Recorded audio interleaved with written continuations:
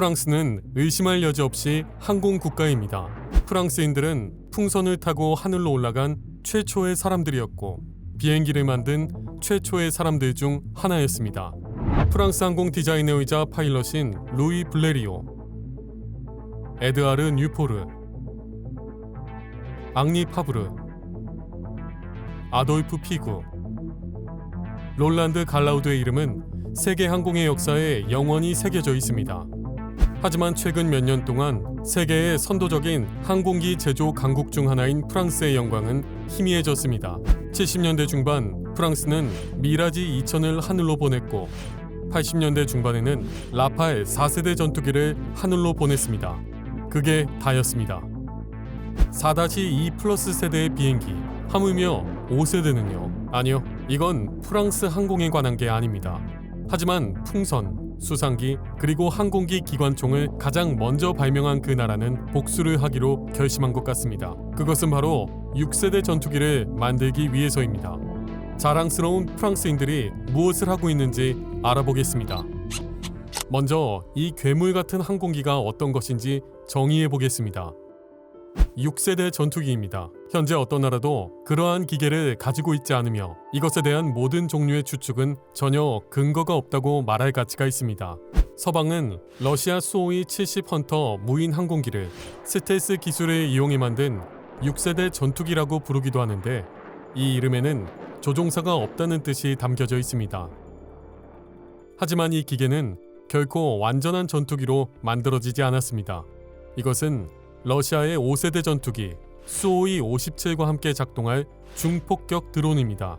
일반적으로 6세대의 징후에는 대개 개선된 스텔스 기술, 고도로 통합된 네트워크 시스템, 초민감 센서, 무인 모드에서 작동하는 능력, 모든 비행 모드에서 효율, 그리고 강력한 전투 레이저와 같은 새로운 물리적 원리에 기초한 무기들이 포함됩니다.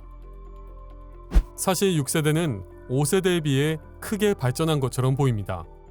그들 사이에 선을 긋기는 어려울 것입니다. 오랫동안 세계 최초로 5세대 전투기 F-22를 도입한 미국은 6세대 전투기 제작의 선두주자로 여겨졌습니다. 프랑스와 독일이 차세대 전투 차량을 만들 계획을 발표한 2018년에 썬더가 나타났습니다. 2018년 4월 프랑스 국방장관 플로랑스 파를리와 독일 국방장관 우르줄라 폰 데어 라이에는 미래 프랑스 독일 차세대 전투기의 설계를 시작하기로 합의했습니다. 이는 미래 항공전투 시스템이라고도 불리웁니다. 이것은 잠재적으로 유럽 역사상 가장 비싸고 복잡한 군사 프로그램입니다. 게다가 프랑스 회사인 다소 항공은 파리의 유로네이발 2018에서 6세대 전투기의 실물 모형을 선보였습니다. 이 프랑스 개발자는 미래의 유로파이터 타이푼과 다소 라팔 전투기를 대체할 이 기념의 개념을 시연했습니다. 에어버스 방위 및 스페이스 다소 팀은 공동으로 이 프로젝트를 수행하고 있으며 프랑스와 독일 국방부가 이 개발의 주요 고객입니다. 다소 항공 전문가들에 따르면 이 새로운 전투기는 조종사의 직접적인 개입 없이 조종될 것이며 미국 전투기 F-35와 F-22보다 몇 배나 더 뛰어날 것이라고 합니다. 일반적으로 프랑스와 독일은 수십억 달러의 프로젝트에 참여했습니다. 그들이 여전히 매우 훌륭하다는 것을 세상에 증명하지 않기 위해서죠. 그 이유는 더 평범합니다. 그것이 미래에 대한 기본적인 두려움입니다. 미국 대통령이 나토 탈퇴를 생각하고 있다고 큰 소리로 발표할 때 프랑스와 독일 정치인들의 상황을 상상해보세요. 이 조직은 쓸모없어요. 그리고 아주 가까운 곳에서 러시아는 그들의 5세대 전투기 수호이 57을 성공적으로 시험하고 있고 그들의 4세대 전투기 E 플러스 수호이 35는 오랫동안 자신있게 상공에서 날고 있습니다. 아마도 자기에도 한몫했을 것입니다. 유럽인들은 미국의 F-35를 사는데 지쳤습니다. F-35는 높은 비용뿐만 아니라 수백 가지의 기술적 결함들과 천문학적인 유지 비용으로도 악명 높습니다. 이 야심찬 프랑스 독일 프로젝트에서 가장 중요한 역할은 라팔을 만든 다소 항공과 에어버스라는 두 회사에 의해 수행될 것입니다. 그런데 왜 프랑스는 유럽 국가 중 이 프로그램의 선두주자가 되었을까요? 사실 제5공화국은 현대 전투기를 독자적으로 생산할 수 있는 유일한 유럽 국가입니다.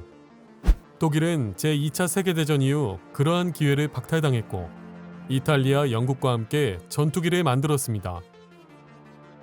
스웨덴식 그리펜도 있지만 그것의 추진 시스템은 미국의 기술을 중심으로 만들어졌습니다.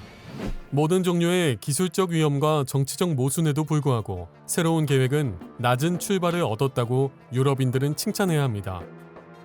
2019년 2월 6일 파를리와 우르줄라 폰데어 라이에는 에어버스와 다소 항공이 프로그램에 대한 연구 및 개발 작업의 개념 단계를 공동으로 수행하기로 합의했습니다. 계약 비용은 6,500만 유로이며 기간은 2년입니다. 이 계약은 유망한 항공기에 대한 실제 작업의 시작이라고 볼 수 있습니다. 협정이 체결된 이후 몇 년 동안 몇 가지 다른 개념들이 제시되었습니다. 첫 번째는 앞서 말씀드린 유로네이발 2018에서 상영되었습니다. 그때 프랑스는 F-22와 수호이 57 사이에 있는 것처럼 보이는 전투기를 시연했습니다.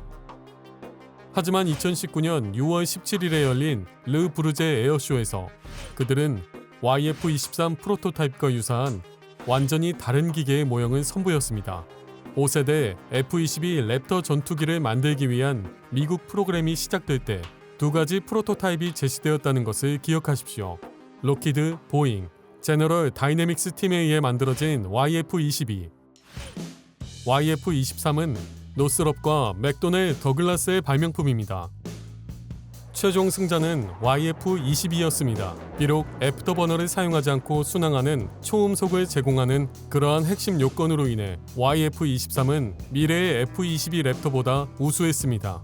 그것은 1.8마하를 보여주었고 YF-22는 1.58마하밖에 되지 않았고 애프터버너에서만 가능했습니다. 하지만 차세대 전투기로 돌아가죠. 제시된 모델을 바탕으로 우리는 미래의 유럽 기계가 F-35 전투기에 장착한 것과 유사한 1인승 조종서, 2개의 엔진, 그리고 공기 흡입구를 갖게 될 것이라고 결론 지을 수 있습니다.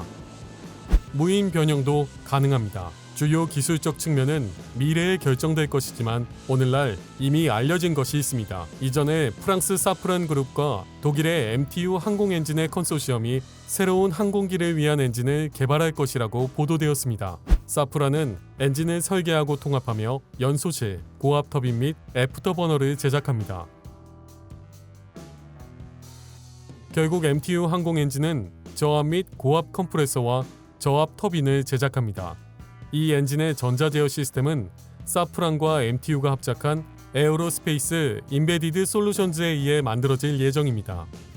현재 프랑스 독일 6세대 전투기 프로그램은 미국 해군과 공군을 위한 FA-XX와 차세대 항공우위 NGAD라는 두 개의 유사한 미국 프로그램보다 더 현실적으로 보입니다. 이제 미국은 F-35를 만들고 개량하기 위한 주요 노력을 지시했습니다. 게다가 국방 예산의 상당 부분이 예상되는 B-21 레이더 폭격기에 사용되었습니다. 간단히 말해서 이제 미국인들은 6세대 전투기에 대해 관심이 없습니다. 프랑스 독일 프로그램의 기술적 복잡성과 높은 비용 때문에 그 실행 조건은 모호하기 그지없습니다.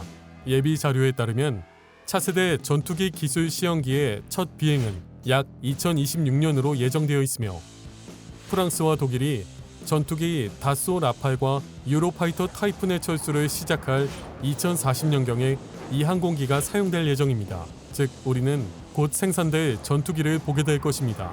하지만 누군가는 폭풍우가 몰아치는 지정학적 상황을 고려해 볼 때 그러한 전투기의 개발은 우리의 생각으로는 유럽의 전투 항공학교를 보존할 수 있는 유일한 기회라고 말할 수 있습니다. 그렇지 않으면 유럽 전투기를 잊어버릴 수도 있습니다. 여러분은 프랑스의 6세대 전투기에 대해 어떻게 생각하나요? 아래 댓글에 써주세요.